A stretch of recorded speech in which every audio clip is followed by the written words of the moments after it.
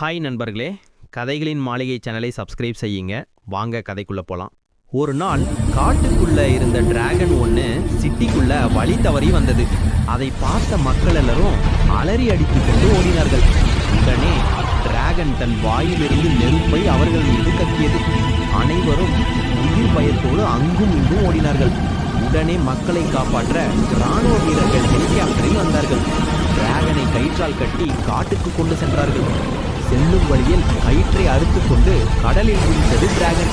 டிராகனை தேடி காட்டுக்குள் இராணுவ வீரர்கள் சென்றார்கள். அங்கே டிராகனை பார்த்ததும் சுட தொடங்கினார்கள். இருவருக்கும் சண்டை நடந்தது.